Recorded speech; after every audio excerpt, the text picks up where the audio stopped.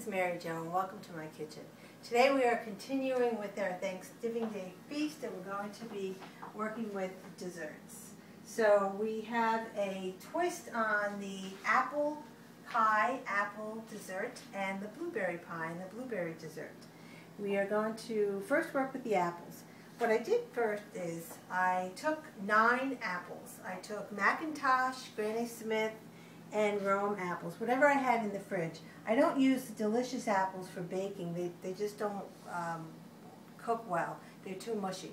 So I took 9 apples, I peeled them, cored them, and I put them into a container, this bakingware, and then I added some, little bit of, about a teaspoon and a half of cinnamon, just a shake of nutmeg, and just a shake of allspice.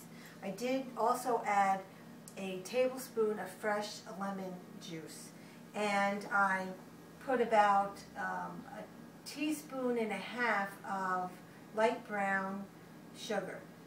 That's it. They really don't need anything any more than that. I took the butter spray, sprayed it for flavor, and I did add 2 teaspoons of flour. Now, if you're gluten intolerant, then you can have the gluten-free flour and add that into it. But I didn't really add much of that into this either. Stirred it up, and it's very important to taste it before you go ahead and cook it. Taste it, and what I did was I did find that I wanted more cinnamon, so I added it in. Then I put it into the oven, baked it at 350 for about 35 minutes. And it came out delicious and just looks wonderful. The aroma in the house is just fabulous. It just smells so terrific. And now what I can do is I can serve this. Now I do like these individual individual containers for the kids like this, and it's nice. And what I've done is I've just added a little bit, a dollop of Cool Whip or whipped topping. This is fat-free, believe it or not, and it's got a terrific taste. Now what I also did was I have flat bread here. Instead of the crust, the pie shell, I used the flat bread. Calorie count much better. And I've toasted the flat bread, and then I cut it into 4 sections, so it's already ready for the people to help themselves. And I've taken the whipped topping, just a bit. It just looks great. The appearance is so important. Just put a little bit there, and take the cinnamon. And you can enjoy this. I mean, you really can enjoy this for dessert. It's a nice alternative. This is just choices that you have. Now, we're also going to be doing something with blueberries. I've taken a sponge cake. I've cut it in half, and of course the sponge cakes have a hole in the center, but I've cut it and I filled it in with the actual cake before I put the fat-free whipped topping on top of it.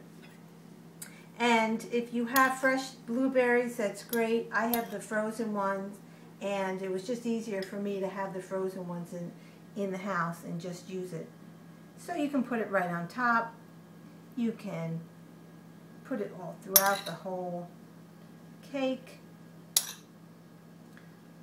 And this one has no sugar added. So this is great. The calorie count on this is fine. It's going to be a really great dessert, especially with the angel food cake.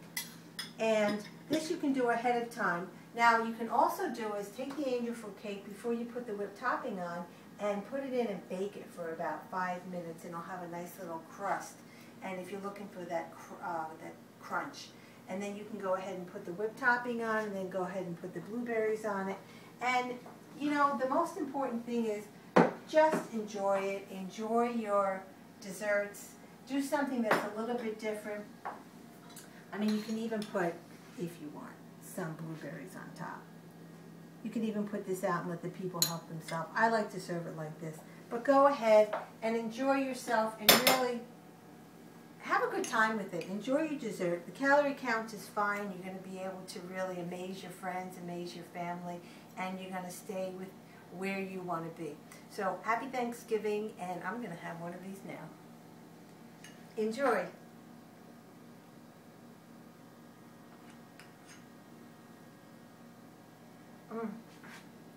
So good. So delicious.